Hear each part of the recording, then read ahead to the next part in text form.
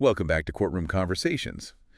On the Classic Courtroom YouTube channel, I'm Dylan Brooks Hamilton. And I'm Susan Kelly Ashford. And don't forget to like this video and subscribe to our channel Yes. for more deep dives into fascinating legal battles. Absolutely. Today, we're going to be unpacking Alec Baldwin's lawsuit. Ooh, exciting. Which stems from that tragic Rust shooting back in 2021. Right. You've likely been following this case. Oh, for sure. But now we have this unexpected twist. Yes. Baldwin is going on the offensive. That's right. Suing for malicious prosecution after charges against him were dropped. Yeah. So could this actually change how we view legal responsibility in Hollywood? Well, I think what makes this case so interesting is that we typically see actors on the receiving end of lawsuits after these types of incidents. Yeah. And Baldwin flipping the script, so to speak, is a bold move. Absolutely. It's been almost 2 years since cinematographer Halyna Hutchins was killed. And director Joel Souza was wounded on that New Mexico film set. Mm-hmm. Charges against Baldwin were dropped in July. Right. But he's not letting this go.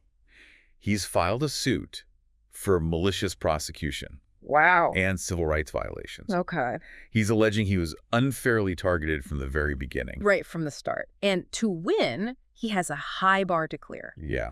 He has to prove that authorities initiated these legal proceedings against him without probable cause. Right. And critically, that they did so with malicious intent. Right. That's the malicious prosecution piece of the puzzle. So help our listeners understand what that actually means. Yeah. What would demonstrate this malicious intent on the part of investigators? Okay, so imagine this.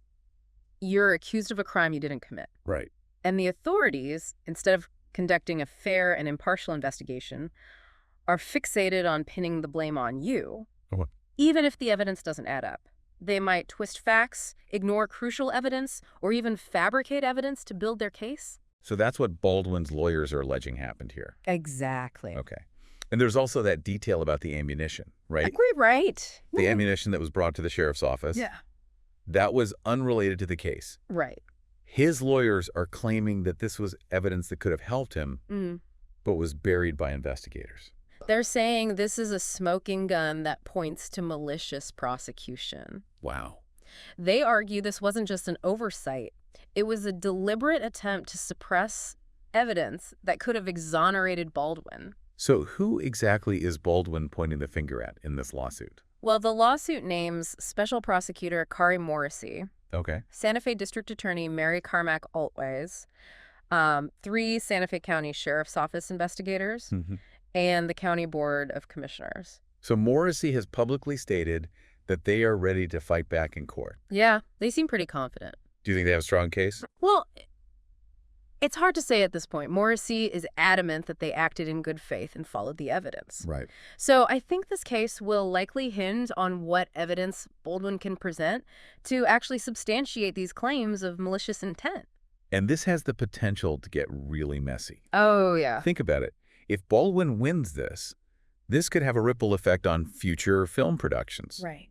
And how liability is determined on sets. Right. It's a high-stakes battle that goes beyond just one actor. Oh, absolutely. Yeah. The outcome of this case could impact the other ongoing litigation related to the Rust shooting, including the lawsuit filed by Hutchins' family. Right. It could also set a precedent for how legal responsibility is determined. Wow. In complex, high-profile incidents, especially those involving celebrities. Right. So, I mean, imagine this case could impact how future film sets are run, who takes on what responsibilities, and what kinds of precautions are deemed necessary. Yeah.